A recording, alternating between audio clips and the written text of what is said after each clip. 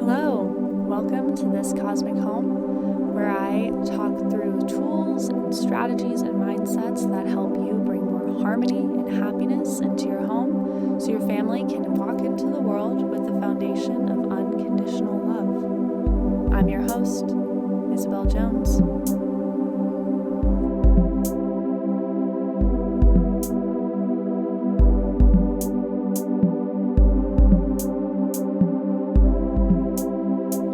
Alrighty, let's begin today's episode where I'm talking all about trauma, childhood to be more specific, which is always a fun topic.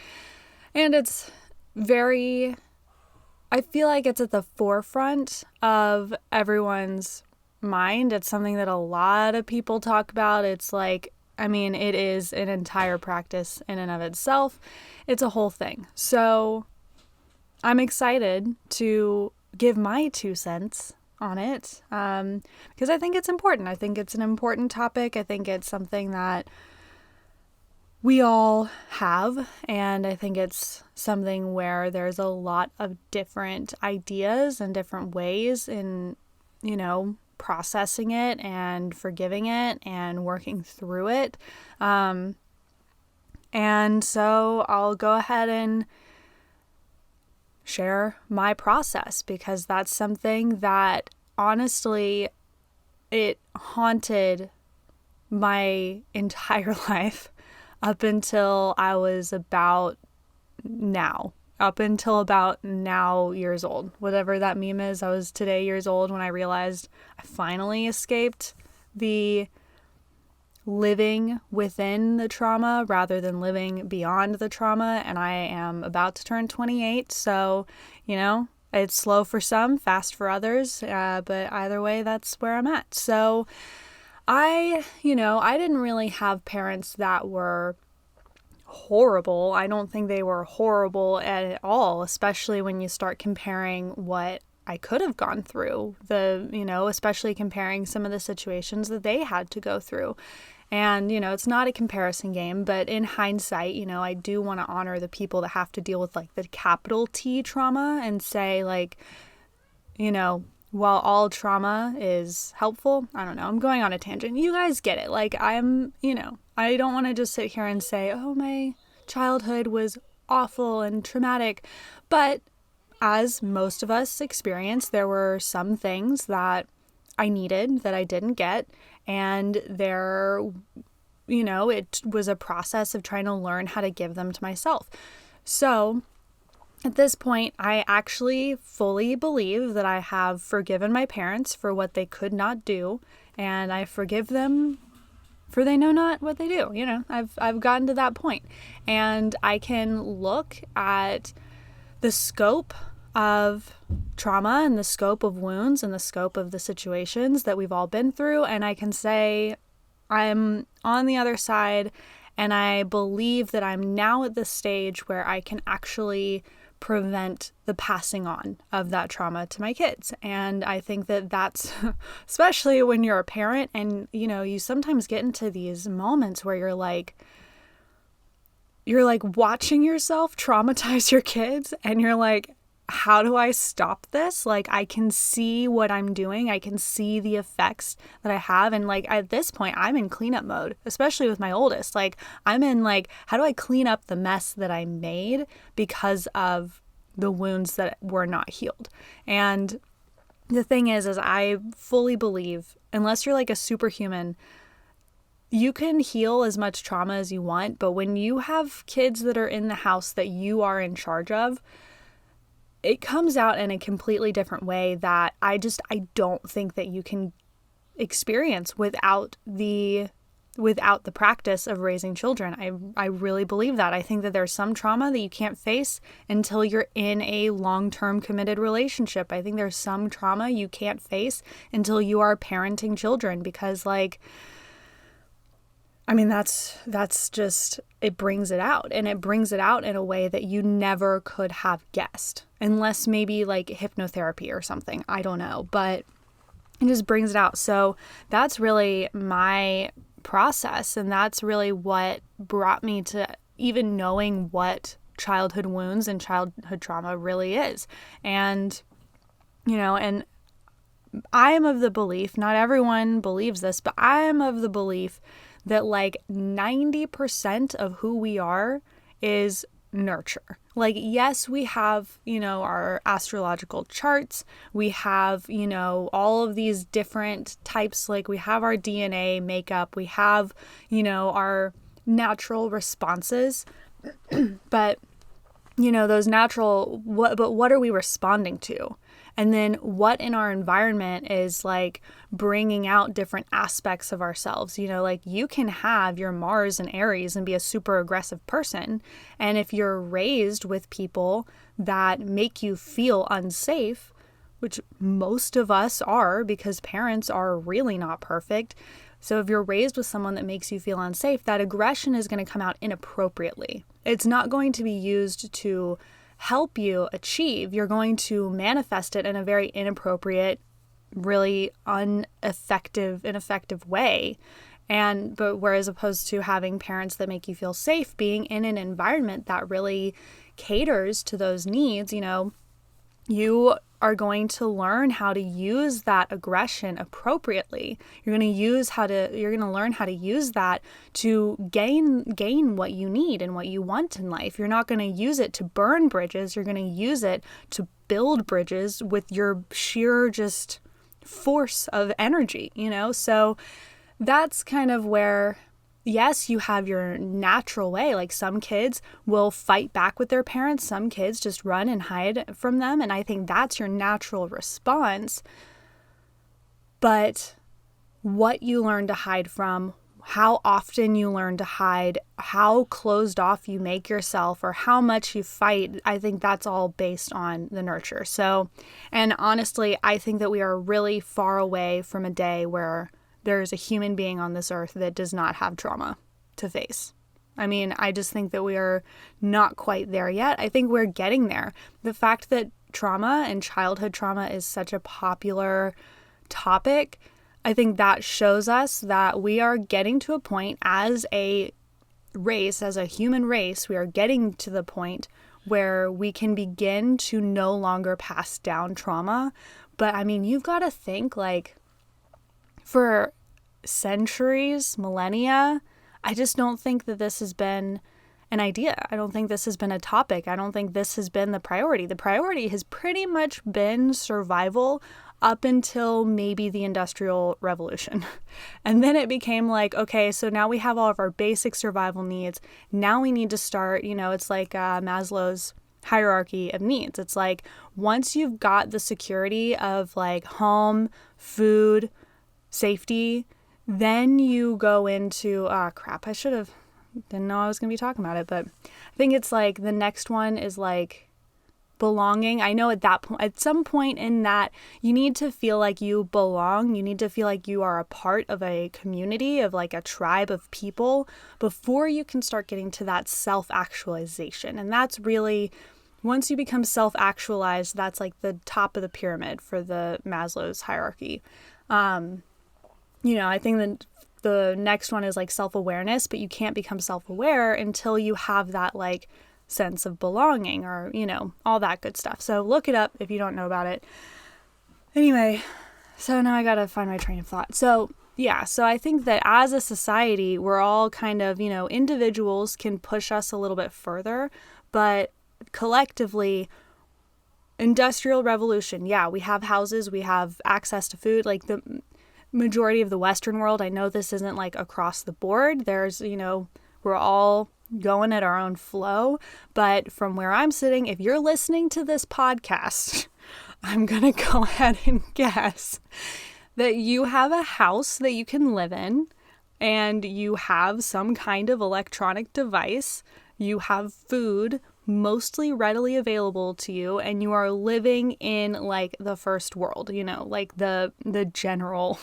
I'm assuming if you're here. If you're not, maybe stop listening to this podcast. Go work on that first. But anyway, so we've gotten to that point where we have that security, and now we're kind of getting on this like belonging. Because the thing about, the Industrial Revolution, as many great things as it did, when you create things that change so huge, it tends to have adverse, there's pros and cons to everything. So pro, we all have a house and we all have food. Con, we all live like factory workers and we don't have a sense of community anymore because we have to move far away from our families and from our homes to have the job that gives us the food, that gives us the house, So then we kind of broke apart that access to belonging. And so I think that's why we're like now in this point where we're starting to realize that. And so now that we're starting to realize that, childhood trauma is getting into the mind of the general population. We're starting to realize this. But that doesn't mean we know what to do, because this is a new concept. This is a very new concept of like, whoa, my parents gave me a house, they gave me food, but like emotional needs too. Oh. And so now we're starting to realize the emotional needs of children, and we're starting to have a little bit more respect for the experience of childhood. And, especially for millennials, we're so nostalgic for childhood because the world changed. The world as we once knew it is such an unattainable thing of the past that there is like literally no way we will ever have the ease that we once knew. And like our childhood, it's not like we go from being kids that aren't glued to the TV or computers or whatever, and then we grow up and we still mostly read books. So, there's still only 70 channels. Like, no, we grew up and now there's like endless amounts of things to distract yourself with.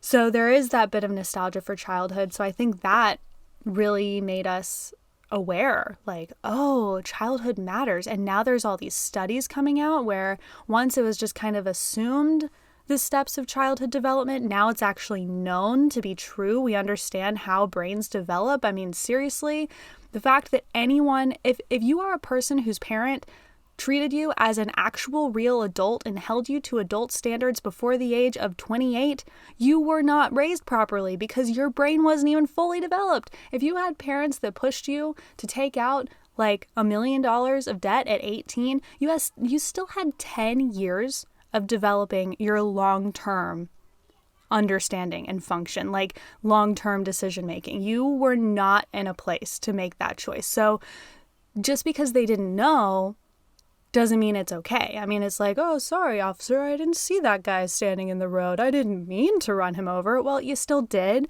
So yes, while there can be some, like some forgiveness for the fact that you weren't aware, still, that doesn't mean the damage wasn't done. And that's still important to understand. So all of that to say, if you are a human being living today and you feel unfulfilled, you feel unsatisfied, you feel afraid, you have social anxiety, you have bouts of depression, you have all of these things, you are probably someone, let's just leave it at, if you are a human being alive today, you probably have some childhood trauma because, first of all, our parents did not know. Even parents today, even me, I'm still uncovering all of these different aspects of raising a person.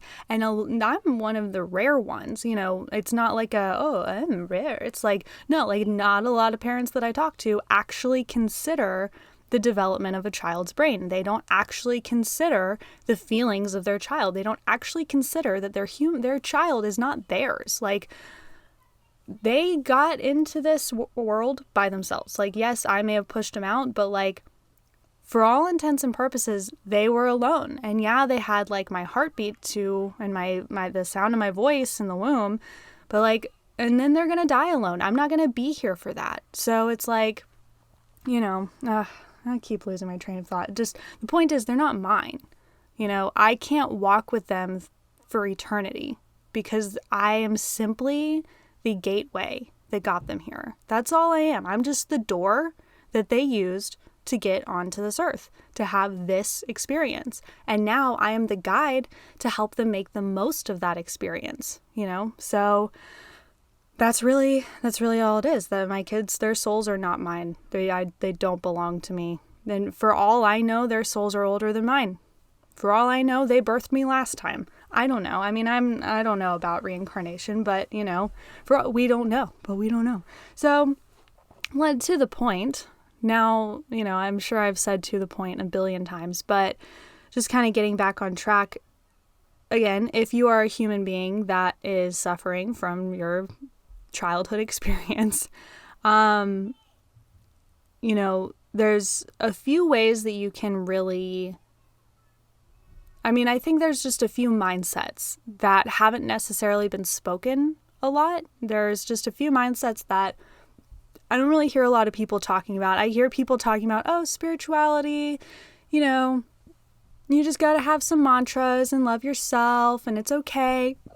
You have the spiritual side, and then you have the more scientific side, like the psychological, like, this is how it affected your body physically, and this is how you respond this way because you learned these things, and blah, blah, blah.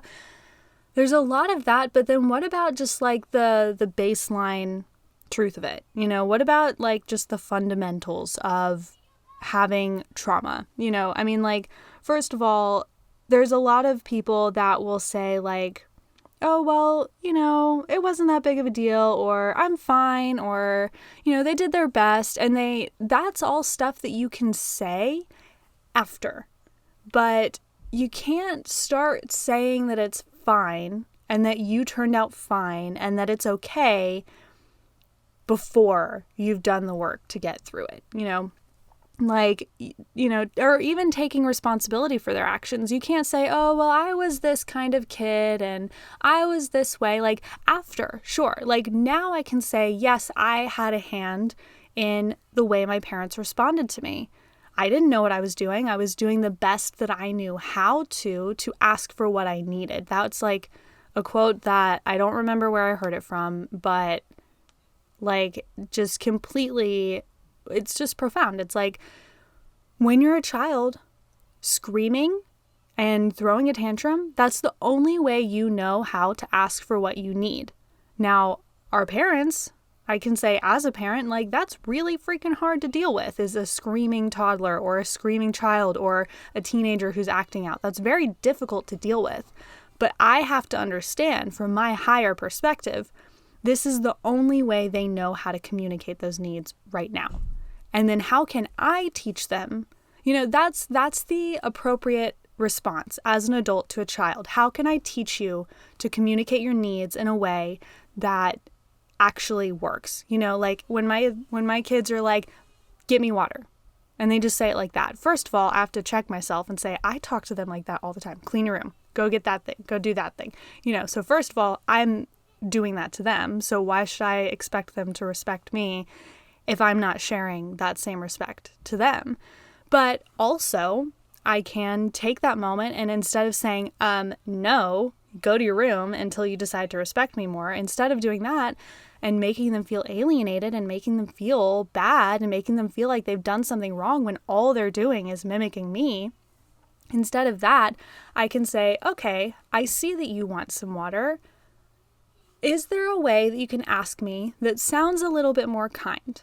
And then in those moments where I catch myself saying, go do this, go do that, then I can say, hold on, I'm not being very kind to you right now. How can I change my words to ask you in a more kind way to, do that? So, like the bottom line is just because your parents were also doing the best they knew how to do doesn't mean that you were wrong. So, taking responsibility for their actions, that's not healing. Like taking responsibility, brushing it off, ignoring it, none of that is healing. And that's a lot of what I see. And it's just not healing. And frankly, I have just determined I cannot trust someone if they have never been mad at their parents because it just tells me you ignore your problems.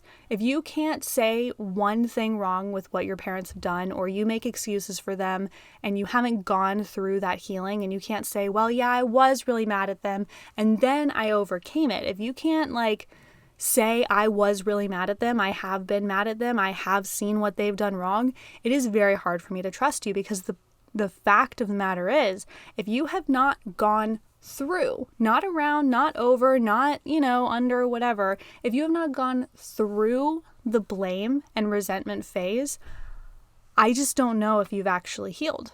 And maybe you're superhuman. Maybe you are Jesus Christ himself and you are full of love for everyone. Maybe that's the case, but likely not. Likely, probably not. And, the reality is, like, you cannot forgive someone if you have not actually fully acknowledged what they've done wrong. Like, how can you forgive someone? How can you heal? How can you how can you heal if you haven't actually gone through the pain yet? It's like your body, it's not like you anticipate a scratch and then your body heals it. No, you have to get that cut on your hand in order to heal. You have to feel the pain of, if you're like cutting your finger while chopping veggies or something, you have to literally slice your hand open and bleed and be in pain in order to heal. So if you're just sitting there, sure, you can ignore the pain, you can wrap it up and pretend it's not there and never take care of it and just let it fester. But all that's going to do is it's going to, it's going to get infected and it's not going to heal and it's going to get worse at that point. And then all of a sudden you lose your hand because you wouldn't just put on the Neosporin and wash it out and heal it, take care of it. So, you have to go through it. You just have to. If you have not felt the pain of not being loved well enough, because you weren't, because your parents are human beings. And I have another point that I'll get to, or I'll just say it now. You will never be loved enough by anyone. Period. You will be loved as much as they can love you, sure. But you will never be loved enough because that void that you feel, it has to come from you. Whether you believe, whatever it is that you believe in about the afterlife, whether you believe that we reincarnate, or you believe that we go up to heaven, or you believe that we just dissipate into nothingness and we're gone forever, whatever it is that you believe, you're doing that by yourself. And the relationship that is so undervalued in the world today is the one that we have with ourselves. And the fact is, our parents' job is not to love us. Our parents' job is to teach us to love ourselves. Sure, they can do that by example, but then we have to see them loving themselves and loving us through that. That's the whole point of this whole unconditional love. That's one of the foundations of a cosmic home. You cannot give unconditional love to anyone else unless you've first given it to yourself. You cannot fully give love to someone else until you've given it to yourself. You cannot receive love from someone else until you've given it to yourself. So the fact is, your parents did not love you enough because you needed to love you enough. And so that is going to be painful when you're a child and you don't know what love is, and the only thing that you have is your parents just trying to love you as much as they can, and they don't have a full grasp of understanding of teaching you to love yourself. Most of us were taught to be polite, put ourselves aside, do what we need to do to make everyone around us feel comfortable. That's what most of us learned. That's what the general, politeness of society. That's what we got. That's all we got. We got love other people, love someone else, be kind to other people, put yourself second so everyone around you can feel comfortable, so then you can have that super surface level feeling of belonging that kind of goes back around. We're just trying to belong. And right now, the way we are belonging is by putting ourselves last, by fitting the mold, by not saying that weird thing that will make people feel uncomfortable, by not pointing out when someone does you harm, by, allowing people to just put you on the edge of your seat and not ever asking for clarity. That's what we've learned to do to belong, but that's not belonging. That's not love. I don't know. That's just scary is what that is. That's just perpetual fear. So it's at this point, you just kind of have to accept, because you can't actually love yourself if you can't accept that your parents' love was not enough. Because that's just what it is. Your parents' love was not enough. Their love will never be enough. I will never, ever, ever love my children enough. Ever. Can I teach them to love themselves and fill them with enough love through that? Yes. Can I teach them to get the level of love that they need to feel fulfilled? Yes. But not through simply loving them, not through simply teaching them to get love from other people. That's not how. So if that is the house that you were raised in, where you felt that love was something you received, not something you had within you, you have pain, you need to heal. And you need to feel the pain, and you need to feel the anger and the resentment so you can get to the point of loving.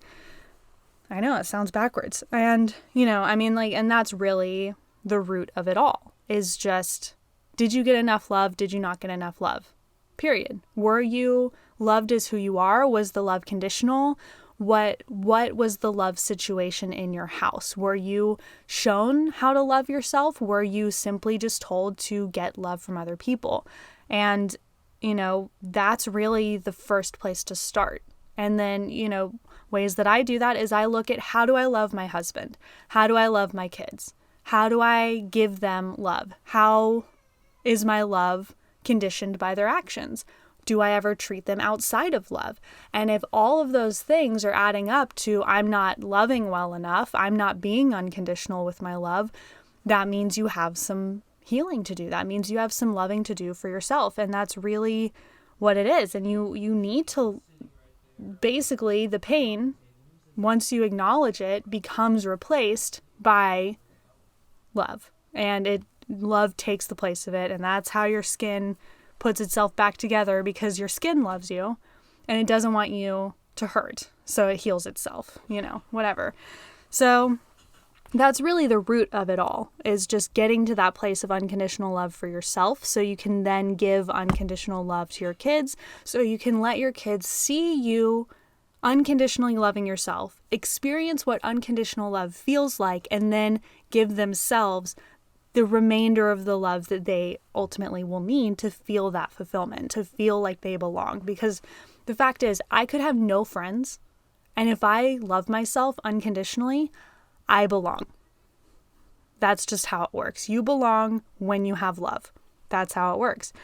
So once you kind of get the pain and the love and all that figured out, once you get that part figured out, the next step is then to reflect, reflect on the fact. You don't have to say oh, my parents didn't love me. I mean, frankly, unless your parent is a diagnosed psycho or sociopath or undiagnosed or narcissist or whatever, if they are not one of those three things, it is literally nearly impossible for them to not have some love in their heart for you. I mean, that is nearly literally impossible. I mean, especially your mother. I don't know how boys work. I'm not a boy, so I don't know how their brains work when it comes to bonding with children, but I do know how a mother's literally, you feel everything. You feel every move. I felt their hiccups. I mean, how do you feel someone's hiccups in your stomach and not have a little bit of love for that? How do you feel someone's foot just going up against your stomach, moving across it, and not say whoa, that's my baby. I love him. How do you not say that? You would have to literally turn off your feelings, which is sociopathic behavior, narcissistic behavior, and psychopaths, they don't have feelings to turn off. But, that's neither here nor there. But, and even psychopaths are capable of caring for, desiring to give the best to the things they care about or the people they care about. So off that topic, I mean, it's just, it's impossible. It is impossible for your mother to have not loved you. Period. It is impossible. So if that's the case, then we'd have to assume that everything they did was through some form of love for you. Now, does that mean they know how to love very well? No. No, 9 times out of 10, mothers do not know how to love their children properly. 9 times out of 10, they don't. And even if they do, it's more likely that they're going to have so much pressure from everyone around them telling them what to do that they're not actually going to act in the love that they have. I know so many times, like, I love my children, and when we're in public and they're screaming at me, my natural inclination is to say, it's okay, you're upset, and you don't know what else to do. You have no idea what else to do. You are unhinged, and your instincts have taken over, and this is what they say is how to be safe. Period. Like, that's it. So, yes, my love says that. And my love says, I need to just allow you to feel these feelings and let it go. But the judging stares from all the people around me tell me, punish them, threaten them, shut it down at the best you can. Put them in the car and say, wow, you were really embarrassing. That was terrible. How could you do that to a 2-year-old? You know, like, that's what the pressure of everyone looking at me says. So yeah, so even if your mom loves you, even if that's the case, there's still all these other factors that come into play that also, you know, she has her own ego and her own instincts and her own fear of rejection and fear of being pushed out of the tribe. Like, she has her own stuff that she has to deal with. And if she never learned how to love herself, which she probably did not properly anyway, how is she going to be able to fight that? Like, how is she going to be strong enough without love for herself to fight for the love she needs to have for you? I mean, that's just impossible.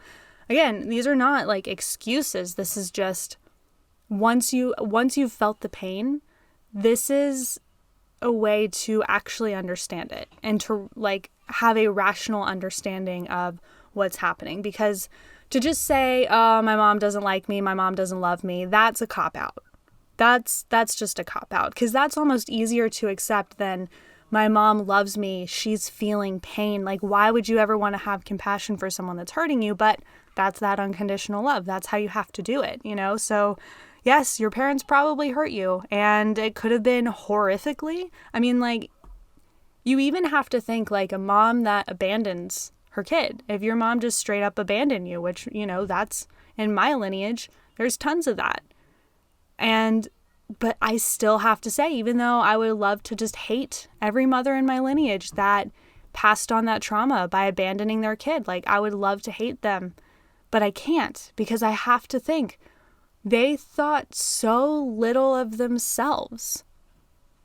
They loved themselves so little that they believed wholeheartedly that their kids were better off without them, which is not ever true. I mean, the fact of the matter is your kid is always better with you, unless you are like, you literally do not love yourself at all and you're going to like, you know, put them in horrendous, dangerous situations. Then out of love for your kid, maybe let someone else have them. But if you're going to, for the most part, create a safe environment for your children and you know that you're capable of that, yeah, they need you. They chose you to guide them. They chose your door. They chose that. And, you know, and you might not know why, but they chose that. And they chose that knowing that for at least a year, they're going to give you that unconditional love. Not even a year. Your kids have unconditional love for their mothers. Oh my gosh. The amount of things I see people let their mothers get away with. It's all because of unconditional love. The only people that know how to love are children to their mothers. Period. Like, that's it. I mean, you know, I can have all the conditional love for my father in the world. You just listen to any man and his mom. Even if he hates his mom, he can't help but love her. I mean, that's just, come on. So if you want to know unconditional love, it's a child for their mom, and even to some extent their dad. But it's like, your mom might have not known, and her version of love may have just been messed up. It may have just been backwards. I mean, you know, from extreme force of discipline. I mean, like, extreme. Like, I'm talking like, you know, I mean, and you might be a child of abuse and you might be saying, look at this idiot saying my mom loved me while she was slapping me across the face. you might be thinking that, but, I'm trying to be honest here. And I honestly believe that is probably the most messed up form of love, but it's still what they think love is. So at that point, you have to say, like, you almost start to feel sad for them, and sad for the fact that that's what they think that love is. Love is literally beating you into submission to the world around you and completely abandoning yourself altogether. And for some people, they believe that that's love. And it's horrible, but they don't know any better, So it's just, so those are kind of the stages of processing your childhood trauma. That's really, I would say that is the process I took. And a lot of it was through seeing what I thought love was for my kids and saying, oh, that's not really love. That's not really it. Like getting into those screaming matches where it's like, if my kids don't eat vegetables for a week and then I get scared and I'm like, oh no, if they don't eat vegetables, they're going to get like, child diabetes or something. And then they're going to be sick their whole life and they're not going to be able to enjoy it. And, you start like getting all of these frantic thoughts, or like, you see your kid like not talking to you, like not responding to you. And then you start thinking, oh my gosh, if I don't get them to talk to me, then they're going to learn that they don't have to talk to anyone through problems, and then they're never going to get married, or they will, and then their spouse is going to divorce them, and then, they're never going to have a job, they're never going to have any friends, and it's all going to be my fault because I didn't force them to talk to me. Like you start to get into these things where it's that submission of self for the better, to accommodate love from other people. And that's all that it is. And it's like, and I think that's probably the most common form of what people think love is sacrificial. I will sacrifice myself for the sake of you. I will sacrifice myself for the sake of love. And it's just, you got to learn what real unconditional love is first. That's first. And you can only do that by the acknowledgement and anger and pain of recognizing that your parents did not give you real love. That's the only way through it. And once you have that love for yourself, can you begin to give the love to them by understanding why they believe love is what they've shown you. And that's pretty much the 1-2 step of it all, to put it in a, in a quick actionable list. Learn what love is by recognizing the false love you received as a child. And once you've learned how to love better, you don't have to do it perfectly. That's part of the unconditional part, is loving the parts of you that are not good at it yet. Loving your ego for stepping in sometimes and taking over and doing things you don't really want to be doing. Loving yourself for lashing out. Loving yourself for all of those things. Like loving yourself through it. That's what unconditional love is. And then through that, once you allow those things, then you'll be able to actually start to have a little bit more control over them, because you won't be acting like, I think sometimes we get to the point where we're acting in a state of like, fear towards ourselves. Like, I don't believe I'm going to let myself be mad right now. And because I don't believe I can be mad, I'm going to get more mad. It's kind of like that whole concept, like, how a lot of diet Instagrammers are like, let yourself have the cookie when you want the cookie. And just keep doing it, because if you don't, then when you want the cookie and you have the cookie, you're not going to stop eating cookies, because you're not going to believe you're going to allow yourself to have a cookie later. It's like this act of rebellion against ourselves. Like, let yourself be mad. Like, allow that feeling to flow through you and learn how to regulate your actions. Like, the feeling is fine. Emotional regulation comes from what your action is based on that feeling, So if you allow yourself to be mad, then maybe you won't scream at your kid the next time. If you allow yourself to be mad, maybe you won't scream at your spouse. If you allow yourself to be mad, then you won't have to create these actions that you later regret, because you're like acting on a fleeting feeling. So, I don't know. hopefully you can piece together everything said here and find a way to love yourself. And really, the entire point of this, the reason I decided to start with childhood wounds, is because you cannot have a house full of unconditional love if you have not first begun the process of healing the blockages of that unconditional love. You have to do that first. You will not love your children unconditionally if you do not love yourself unconditionally, and you cannot love yourself unconditionally until you've learned what real love is. And you cannot learn what real love is until you have understood the fault in the way your parents loved you. And healed it through the anger, through the blame, through the resentment, through the pain, through the sadness, through it all. And then from there, you can potentially be the very first brave and courageous person to end the generational pain and create more people that don't spread pain, but instead spread love. That's difficult to say fast. So, and that's really the whole point. Like, if there's literally any point to being alive today, it is not to get us to the point where we have more money, we have more houses, we have more food, we have more whatever. That's not the point anymore. People of the past focused enough on that, and now we have it. So now that we have it, the whole purpose of being a person alive today is to learn how to expand. Is to learn how to progress mentally, in your head, not materially. We've already done that. We've already gotten enough. We have more than enough.